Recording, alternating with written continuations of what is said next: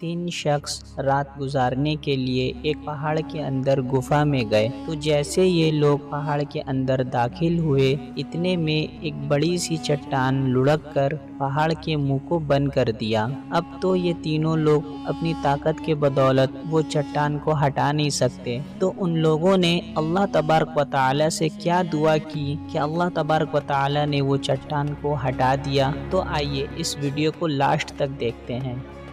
حضرت عبداللہ بن عمر بن خطاب رضی اللہ تعالیٰ عنہ سے روایت ہے کہ میں نے نبی کریم صلی اللہ تعالیٰ علیہ وسلم کو یہ فرماتے سنا کہ تم سے پہلی امتوں کے 3 آدمی سفر کر رہے تھے، رات گزرنے کے لیے ایک غار میں داخل ہوئے تو اتنے میں پہاڑ سے ایک پتھر نے لڑک کر غار کے منہ کو بند کر دیا۔ تو انہوں نے آپس میں ایک دوسرے سے مشورہ کیا کہ اس پتھر سے ایک ہی صورت میں نجات مل سکتی ہے کہ تم اپنے اپنے نیک اعمال کے وسیلے سے اللہ تبارک و تعالیٰ کی بارگاہ میں دعا کرو۔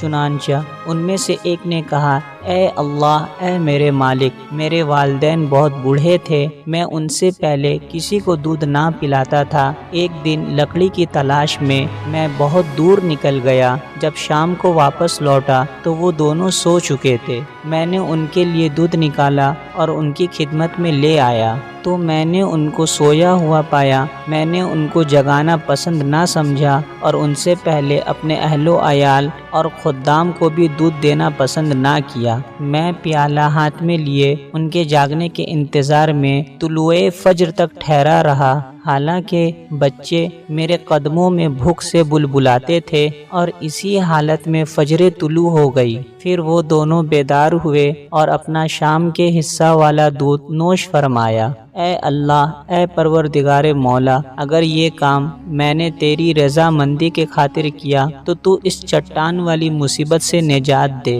چنانچہ اتنا کہنا تھا کہ چٹان تھوڑی سی اپنی جگہ سے گھسک گئی، مگر ابھی بھی غار سے نکلنا ممکن نہ تھا۔ تو دوسرے نے کہا، اے اللہ، اے پروردگار مولا، میری ایک چچا زاد بہن تھی اور وہ مجھے سب سے زیادہ محبوب تھی۔ میں نے اس سے اپنی نفسانی خواہش پورا کرنے کا اظہار کیا، مگر وہ اس پر آمادہ نہ ہوئی، یہاں تک کہ قحط سالی کا ایک سال پیش آیا جس میں وہ میرے پاس آئی۔ میں نے اس کو 120 دینار اس شرط پہ دیے کہ وہ مجھے اپنے نفس پر قابو دے، تو اس نے آمادگی ظاہر کی۔ پھر اس نے کہا، تو اللہ تبارک و تعالیٰ سے ڈر اور حرام کام مت کر۔ چنانچہ میں اس فعل سے باز آ گیا، حالانکہ مجھے اس سے بہت محبت تھی، اور میں نے وہ سونا بھی اسے ہبہ کر دیا۔ پھر وہ شخص کہتا ہے، یا اللہ، یا پروردگار مولا، اگر میں نے یہ کام تیری خالص رضا جوئی کے لیے کیا تھا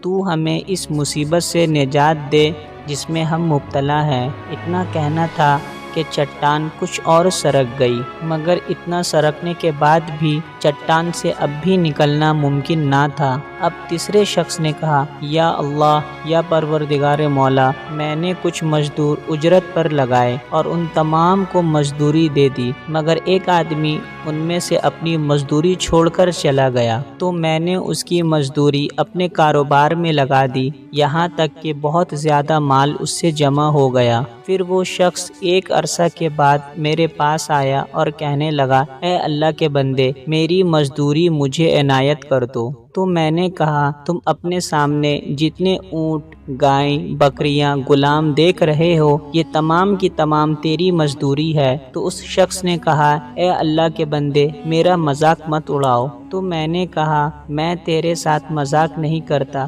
چنانچہ وہ سارا مال لے گیا اور اس میں سے ذرہ برابر بھی نہ چھوڑا۔ اے اللہ، اگر میں نے یہ تیری رضا مندی کے لیے کیا تو اس مصیبت سے جس میں ہم مبتلا ہیں ہمیں نجات دے۔ اتنا کہنا تھا کہ وہ چٹان پوری ہٹ گئی اور وہ لوگ باہر نکل آئے۔ یہ تھی ہماری آج کی ویڈیو۔ اگر آپ کو ہماری یہ ویڈیو پسند آئے تو چینل کو ضرور سبسکرائب کریں اور اس ویڈیو کو زیادہ سے زیادہ شیئر کریں تاکہ دین اسلام کی صحیح معلومات لوگوں تک پہنچے۔